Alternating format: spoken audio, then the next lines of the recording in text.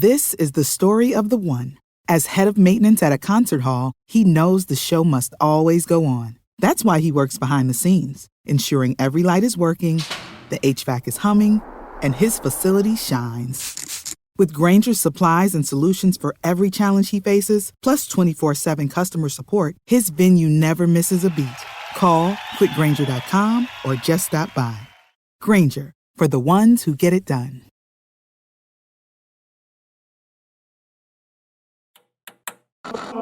With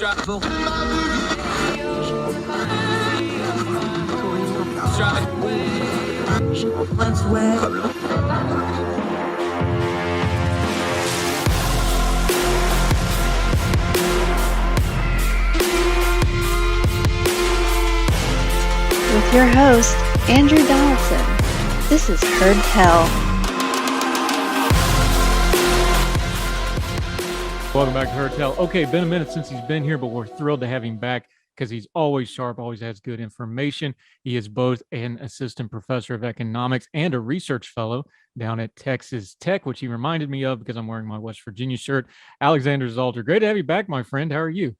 Thank you very much. I'm doing really well. I'm excited to be back. Also, guns up. There ain't no shortage of economic stuff to talk about. I want to start here, though, because we've talked to you about this before. And one of the reasons we love having you on is you explain it so even I can understand this stuff. This stuff gets data set heavy. It gets terminology heavy. It gets philosophical heavy when we start talking economics. Let's start common parlance and nomenclature, because we're having a fight right now today as we record this.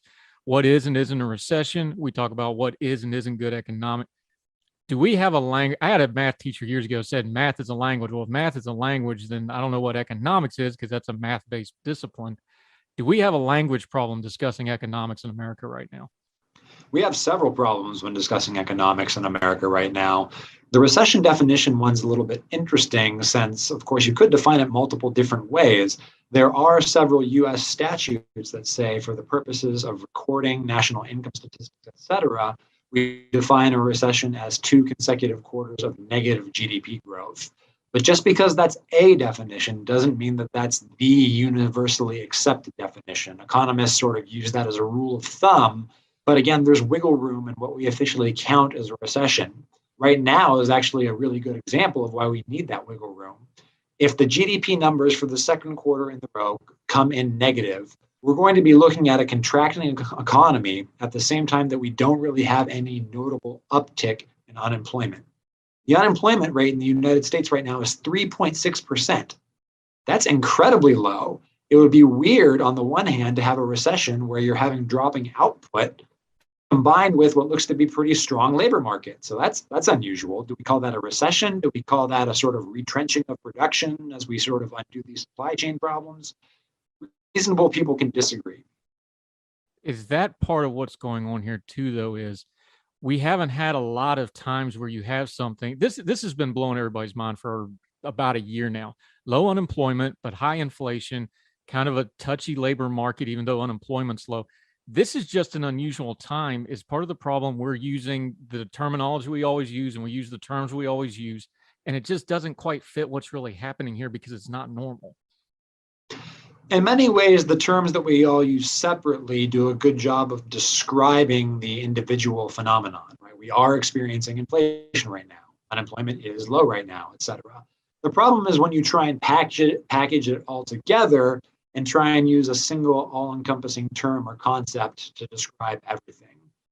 Recession doesn't very clearly, to me, describe what's going on right now, even if you have falling output, because again, we're used to seeing rising unemployment in a recession.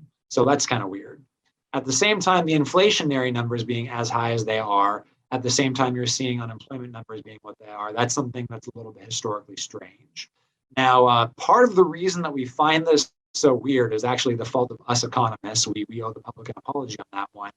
Economists in the public square have been saying for ages, look, there's this trade-off between inflation and unemployment. Usually when one is low, the other is high. When the other one's low, the first one's high. But it's just not true. There is no inherent trade-off between the rate of joblessness on the one hand and how fast the dollar is depreciating on the other hand. You can have low inflation and good employment numbers. There's no reason those two things can't go together. And in fact, the reason that one of those, inflation, has gotten unhinged, I would say is more the result of bad policy decisions rather than something that's baked into the cake. Yeah, you were writing about this in American Institute for Economic Research, that very thing. And you noted here and explain it to people because words like inflation and recession are just scary to people. They scare folks. They don't like it, especially folks that are a little bit older that have been through a recession before, or been through a downturn before, or been through the '08 financial crisis. These things are scary, but you actually put it in this piece. There's actually nothing really special about 2% inflation. Kind of explain and unpack that for folks a little bit. Yeah, so the central bank, the Federal Reserve, has a self-adopted 2% average inflation target. Basically, what that means is they're shooting for an average inflation rate of 2% over a number of years. But there's really nothing special about that number 2%. It's kind of like a traffic light, right? Red means stop, green means go. Is there any reason it has to be the case? Not really, right? You could envision a traffic system where red means go and green means stop. But given that we've already coordinated around one system of traffic lights, there's no sense in throwing a wrench in those particular set of gears, right? That would just cause trouble. It's the same for inflation. What we're really looking for is a given rate of change for the purchasing power of the dollar around which to coordinate expectations. So as long as everybody expects the number that the Fed actually delivers, pretty much everything's hunky-dory. It could be 2%, it could be 4%, it could even be 0%. It could even be negative, right? Slight deflation is not a problem so long as everybody knows that it's coming. So we have to get away from this idea that there's this magic one rate inflation rate that we need policymakers to tinker with the economy until we hit it. In reality, markets are flexible, and as long as there's credible commitment to a given policy, we can figure things out by writing our contracts differently, adjusting the wage expectations we have when we go looking for jobs. There's a lot that we can do as long as we get credible, predictable policy. Yeah, Alexander Salter joining us, economist from Texas Tech, Young Voices contributor, superstar contributor. He's on the. You've moved up to the header, I noticed on the website, by the way. Congratulations. Our economist friend Jericho Hill talking about the Fed. Since we're using traffic as an analogy, let's just beat that to death a little bit more. He said what the Fed's doing right now is kind of like a car. You're trying to not slam into the car in front of you while not getting rear-ended by the car behind you, and that's what they're doing with the interest rates.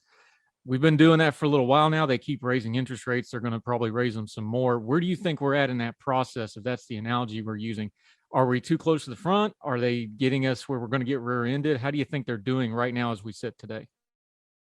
That's a great question.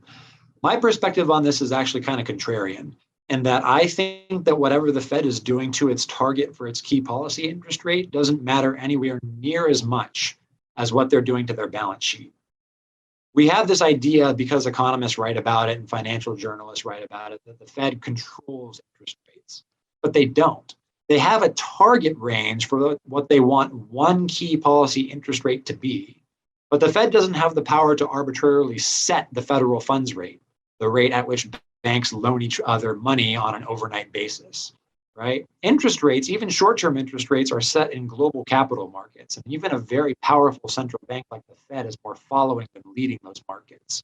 Where I do think the Fed has more leeway is in the overall size of its balance sheet, just the total value of assets that they have on that side of their particular accounting ledger. Right now, the Federal Reserve is holding about $9 trillion in assets. For a comparison, before the financial crisis of 2008, the Fed's balance sheet was under $1 trillion. So over the past 10 plus years, we've seen a massive expansion in the importance of the central bank for creating money and allocating credit. And I would argue that that's not something that's economically sustainable or desirable.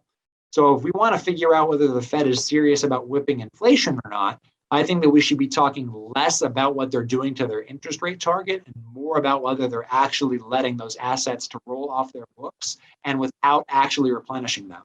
We need that balance sheet to come down, or at minimum grow much more slowly than it has been in recent years. You wrote about it in your piece. We're linking to this in the show notes, by the way. Make sure you read this piece. It's an entirety at the American Institute for Economic Research. You talk a lot about the Fed's credibility. We talk about Congress's credibility. We're debating the Supreme Court's credibility. When it comes to the Fed, though, talking credibility, this isn't just, us in the commentariat talking about it. That has a lot of real world implications when you're talking about the Fed. Just for people that don't know, why is the Fed's credibility so important when it comes to monetary policy? Absolutely. Fed credibility is incredibly important because ultimately good monetary policy is about delivering what people expect, right? There's no one right purchasing power of the dollar. The purchasing power of the dollar could fall within a big range. What matters is that everybody has a reasonable expectation of what that number is so that they can then go out and write their contracts in financial markets with that piece of data as a given, right? The dollar in some ways is like a yardstick. If you had the definition of a yard constantly changing, you wouldn't be able to measure anything. You need some fixed unit of measurement so you know how expensive or cheap goods and services are. And ultimately, we need Fed credibility to forecast what that future purchasing power of the dollar is going to be.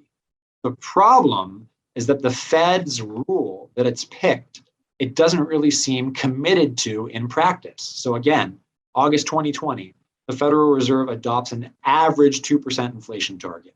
What that means is they're not trying to create 2% inflation each year. They're trying to hit 2% inflation on average over a number of years. The reason that's a problem right now is because inflation is running way hotter than 2%. So if they actually want to hit that average inflation target, assuming that we have an August 2020 start date, we're going to need several years of way below 2% inflation and perhaps even slight deflation. Is that credible? Can we expect central bankers to actually deliver low inflation or even deflation? Absolutely not. Monetary policymakers are terrified of deflation. Monetary policymakers are, frankly, not all that excited about low and predictable inflation. So they've committed themselves to a rule that, based on the basic arithmetic of the scenario, they can't possibly deliver on, which means that markets, which already know that, have no reason to trust the Fed when they say, hey, we're trying to deliver 2% inflation. Markets are going to say, no, you're not. Look at what inflation is right now. There's no way that you can deliver 2% on average. So in effect, the Fed is trying to convince markets of something, of a rule that the Fed itself has no buy-in for maintaining. And that's not a great place to be, right? Because when the Fed says one thing and delivers another, that's exactly when we get traffic jams in financial markets. That's exactly when we start rear-ending each other. That causes no end of economic trouble. See how he worked the analogy right back in there at the end. He's a pro, folks. Alexander Salter joining us. We're talking economics. We're going to talk about that cohesion of policy like everything else. Coherent policy is important and we don't have it. We're going to get into that. More on the economy, on inflation. Alexander Salter joining us right after this break on Heard Tell.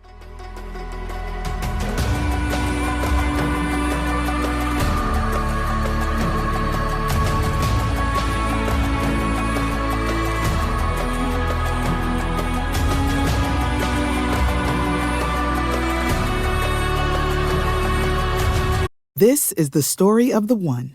As head of maintenance at a concert hall, he knows the show must always go on. That's why he works behind the scenes, ensuring every light is working, the HVAC is humming, and his facility shines. With Grainger's supplies and solutions for every challenge he faces, plus 24/7 customer support, his venue never misses a beat.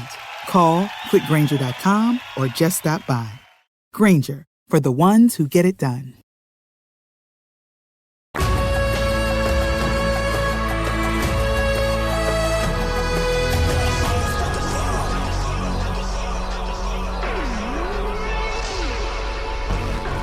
Back to Heard Tell. We're continuing to talk economics with our friend Alexander Salter. He is a professor and research fellow down at Texas Tech.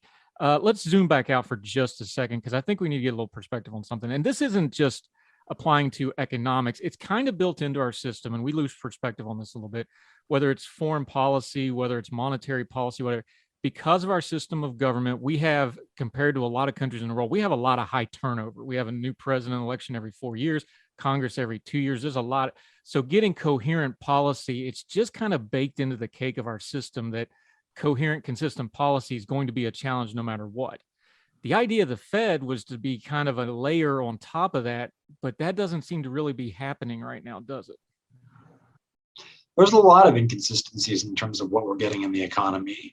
Although that we do have a lot of turnover in politicians, one thing that seems to be more or less a bipartisan consensus is deficit spending, right? Since 2020, since the coronavirus pandemic, we've run approximately $6 trillion in deficits.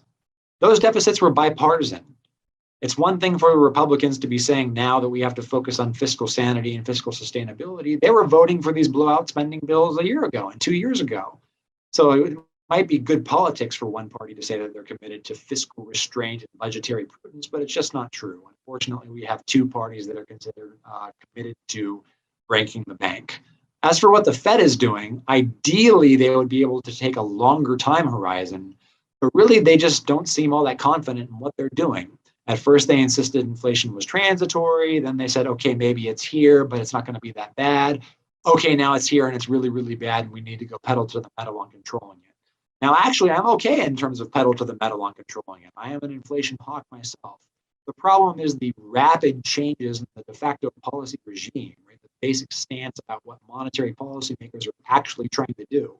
Talk about giving markets whiplash. How is anybody supposed to be able to form a plan about the future if monetary policymakers decide they're going to do one thing on Monday and another thing on Wednesday?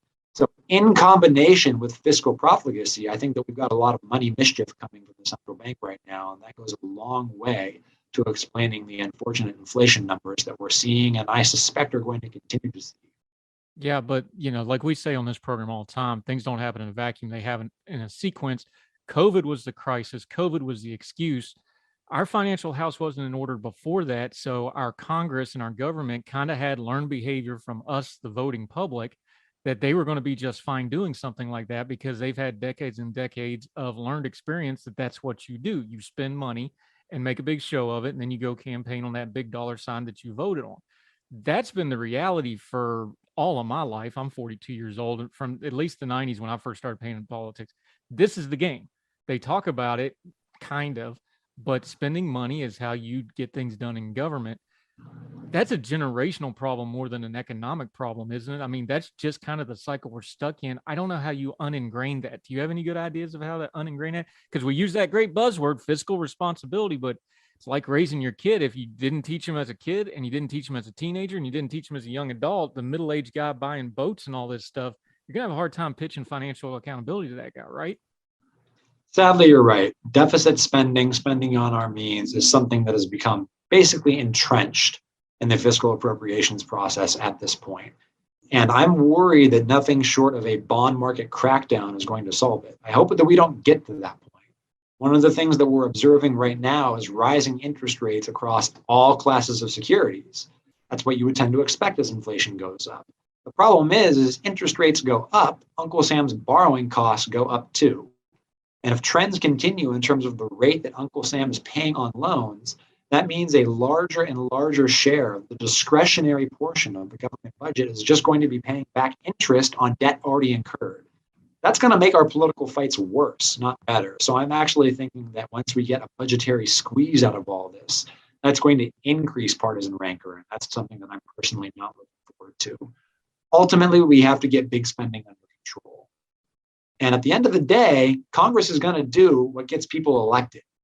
So I think that you're also right that part of the problem here is with we the people. We also pretend that we care a lot about fiscal sustainability and budgetary prudence, and then we just vote for politicians who spend and spend without taxing. As long as we keep on doing that, politicians are going to keep on behaving the same. So until you get the actual voting public to realize this cannot continue and you are not going to like what happens if we have a sudden stop, until you convince a critical mass of voters of that, I'm frankly not sure how you fix the problem. Yeah, but when you studied economics coming up, you also studied the history of economics. Economics is just the study of people and money, really, when you break it down, even though it's a lot of math. You know this. I know this. Anybody that's honest knows about this. The public isn't going to do anything until it hurts, or they're scared it's going to hurt one or the other.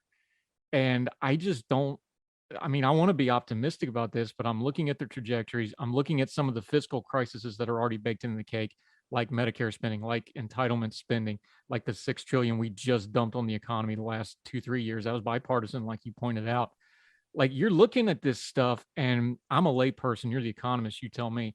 I'm just looking at this like, this is not a far-term problem now. This is near-term, next decade, next 5 to 15 years.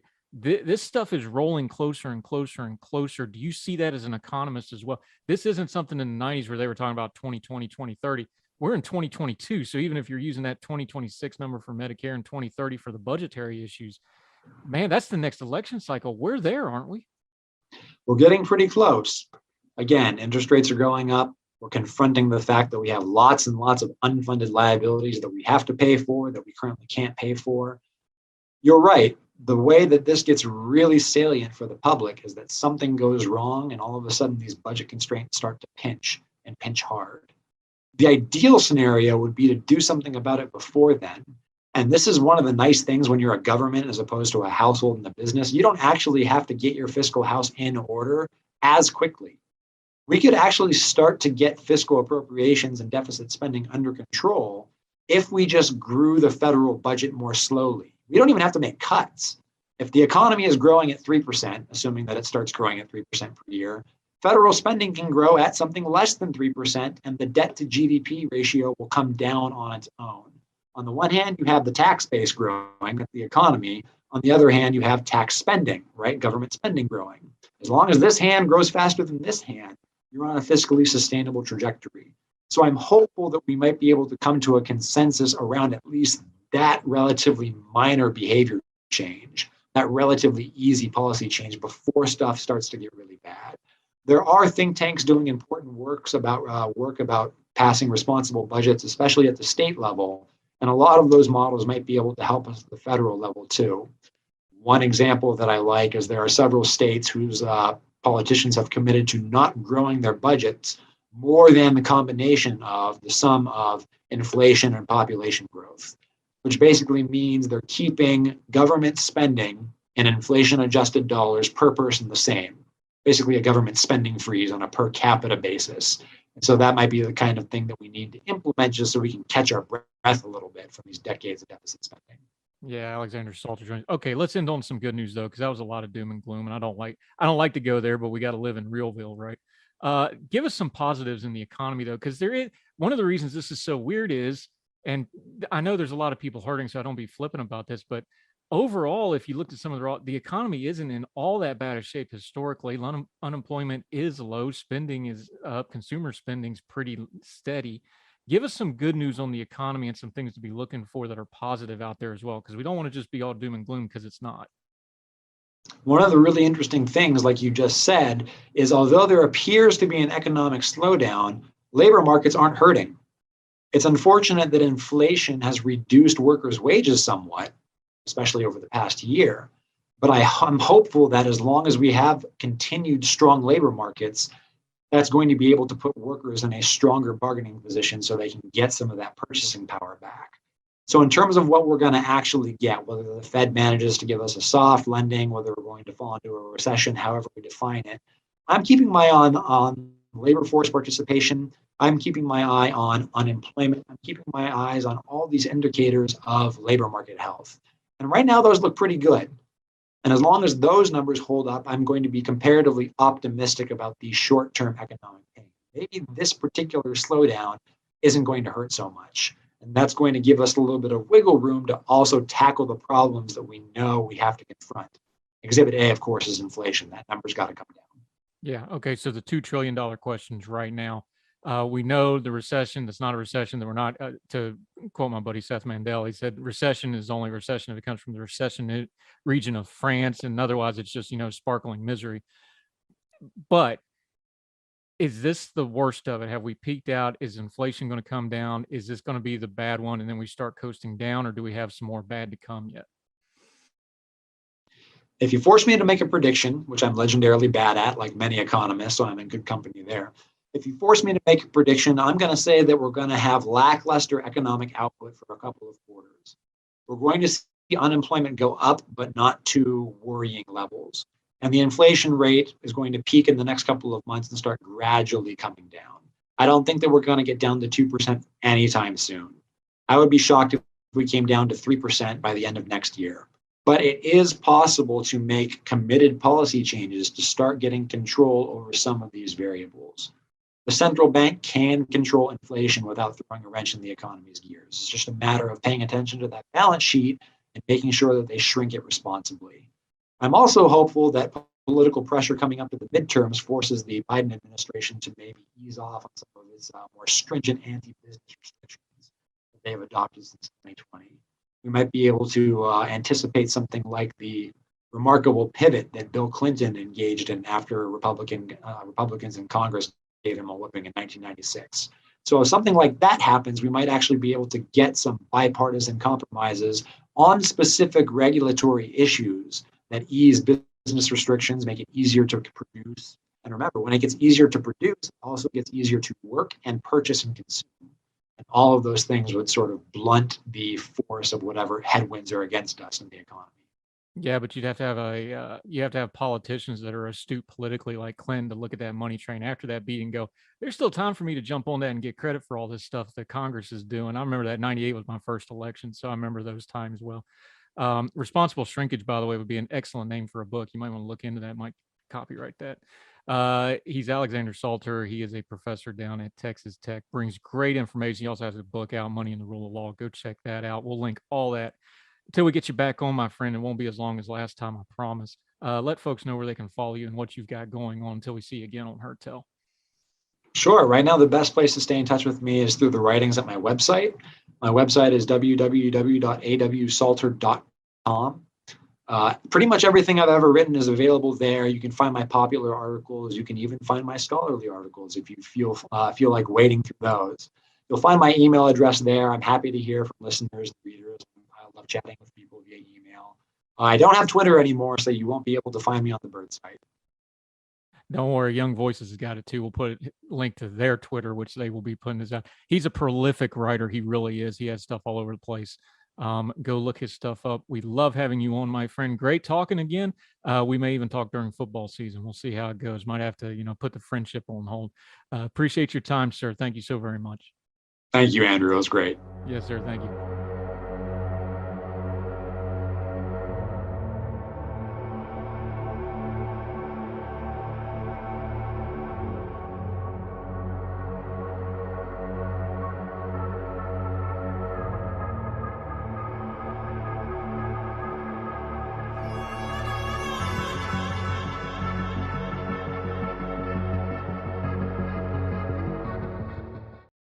For the ones who know safety isn't a catchphrase, it's a culture. And the ones who help make sure everyone makes it home safe. For the safety-minded who watch everyone's backs, Grainger offers supplies and solutions for every industry, as well as safety assessments and training to keep your facilities safe and your people safer. Call, click Grainger.com, or just stop by. Grainger, for the ones who get it done.